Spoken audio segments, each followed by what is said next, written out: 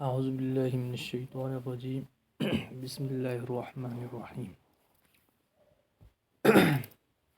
اعوذ باللہ جو ہے یہ عربی زبان کے اندر جملہ ہے۔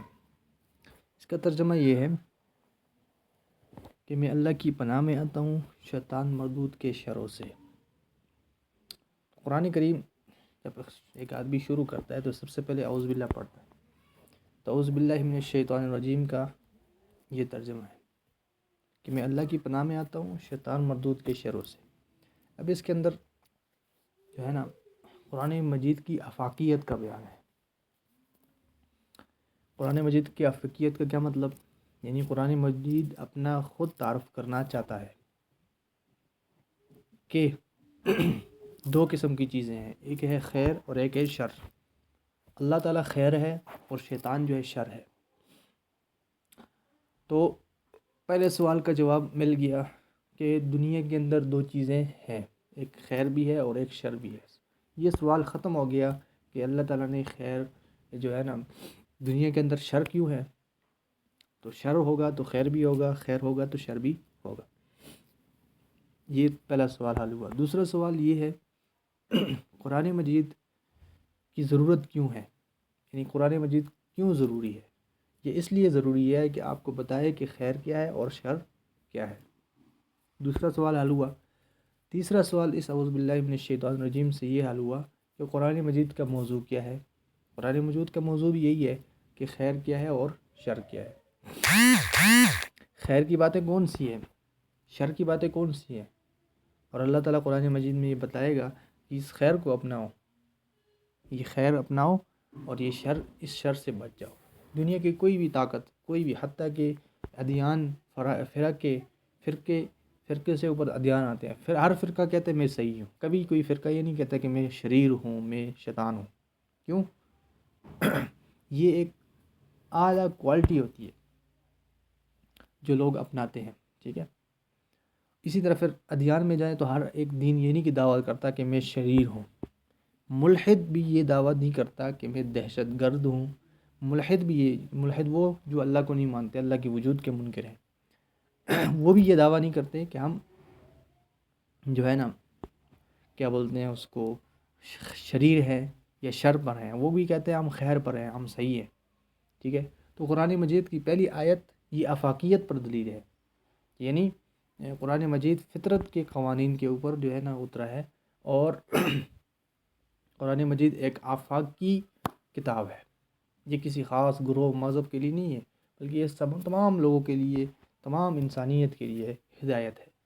تو اس لیے یہ تین سوالات حل ہوئے۔ چوتھا سوال یہ بھی حل ہوا کہ قرآن مجید کسی سائنس کی کتاب نہیں ہے، قرآن مجید ہدایت کی کتاب ہے، رہنمائی کی کتاب ہے، کہ وہ رہنمائی کرتا ہے کہ کون سا چیز خیر ہے، کون سی چیز شر ہے۔ انسان کے لیے کون سی چیز فائدہ مند ہے اس کو خیر بولتے ہیں، انسان کے لیے کون سی چیز نقصان دہ ہے اس کو شر بولتے ہیں۔ یہی قرآن مجید بتلائے گا۔ اب جو خیر کہ جو ہے نا خیر کو اپنائے گا تو اس کو خیر والا کہتے ہیں، اس کو کامیاب لوگ کہتے ہیں۔ تو اس کا تذکرہ بھی قرآن میں آئے گا، جس طرح واقعات بیان ہوئے ہیں قرآن مجید میں، کئی واقعات بیان ہوئے ہیں تو یہ خیر کے اوپر، اور اسی طرح دوسرے شریر لوگوں کے بیان ہے، واقعات بیان ہے۔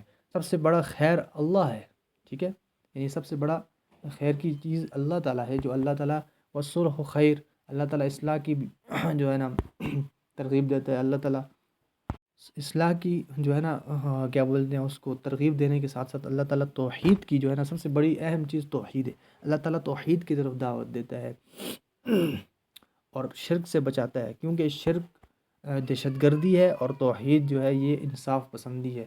تو اس لیے یہ لمبا ایک موضوع ہے، میں نے آپ کو مختصراً آپ کو بتایا کہ یہ خیر اور شر کا جو سلسلہ ہے دنیا کی فطرت کے اندر شامل ہے۔ اس لیے یہاں پہ 4 سوالات آپ کے حل ہوئے۔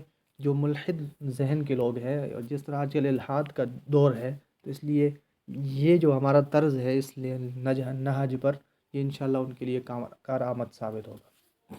تو پہلے اللہ تعالیٰ نے 2 چیزوں کا ذکر کیا، یعنی خیر اور شر، یعنی اللہ تعالیٰ خیر ہے اور شیطان جو ہے شر ہے۔ الرجیم ملعون کے معنی میں ہے کہ جو دھتکارا ہوا ہے۔ اللہ تعالیٰ نے اس کو، جب آدم علیہ السلام کو اللہ تعالیٰ نے جنت میں داخل کیا تو یہ وہ آدمی تھا جس نے آدم علیہ السلام کو جنت سے نکلوایا، تو یہ تو خود بھی جو ہے نا رجیم بن گیا، لیکن اس نے کسی طرح وسوسے ڈال کر آدم علیہ السلام کو بھی نکالا۔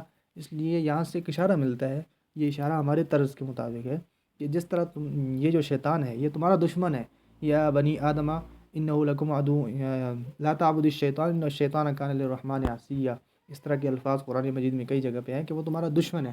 تو جب شیطان دشمن ہے تو شیطان والے کاموں کے ساتھ جو قرآن میں موجود ہیں، یعنی جو قرآن میں ہے کہ شرک سے بچو، یہ بھی شیطان کا کام ہے، زنا سے بچو، قتل سے بچو، یہ شیطان کے کام ہے۔ تو اس لیے جب شیطان کے کام سے بچو گے تو انشاءاللہ آپ کو جنت ملے گی، اور اگر شیطان کے کاموں سے، شیطان کے پیچھے جاؤ گے، شیطان کے افعال کی جو ہے نا ترغیب دو گے، یا شیطان کے افعال کرو گے تو جہنم پکی ہے۔ یہ آسان سا موضوع ہے، آسان سا جو۔ تو جب اللہ تعالیٰ نے سب سے پہلے اعوذ باللہ من الشیطان الرجیم بسم اللہ اعوذ باللہ من الشیطان الرجیم، دو چیزیں یعنی شیطان رجیم سے پناہ مانگنا اور اللہ کی پناہ میں یعنی اللہ کی پناہ میں آنا اور شیطان رجیم کے پناہ سے بچنا، ٹھیک ہے۔ تو اس کے بعد ہے بسم اللہ الرحمن الرحیم، تو پھر صرف اللہ تعالیٰ کے نام سے شروع کرتا ہوں، کسی اور کے نام سے نہیں کہ فلاں نبی ولی یا کسی بت یا شجر درخت وغیرہ کے نام سے نہیں، صرف اللہ کے نام سے شروع کرتا ہوں جو بڑا مہربان نہایت رحم کرنے والا ہے۔ تو اللہ ہی نے جو ہے نا، اللہ ہی جو ہے نا انسان کے جو ہے نا وہ اصلاح چاہتا ہے، اللہ تعالیٰ ہی انسان کی جو ہے نا رزق وہی دے رہا ہے۔ اسی طرح رحیم ہے، رحمان کا مطلب رزق دینے والا، اور یعنی رحمان اس کی عمومی رحمت ہے، ہر ایک کو شامل ہے، اور پھر اس کی خصوصی رحمت صرف مومنوں کو شامل ہوگی کہ اللہ تعالیٰ کافروں کو جہنم میں ڈالے گا اور مومنوں کو رحمت کے ساتھ جو ہے نا جنت میں ڈالے گا۔ بالمؤمنین رؤوف کیا بولتے ہیں، کتب ربکم علی نفسہ الرحمۃ، کہ اس نے لکھ دیا اپنے اوپر الرحمت کو، انہ من عمل منکم سوءا بجہالۃ ثم تاب من بعد واصلح فانہ غفور رحیم، تو مومنوں کے لیے جنت ہوگی۔ تو یہ مختصر سا اعوذ باللہ من الشیطان الرجیم اور بسم اللہ الرحمن الرحیم کی تفسیر گزر گئی، اور کل سے انشاءاللہ پھر الحمدللہ رب العالمین سے شروع کریں گے۔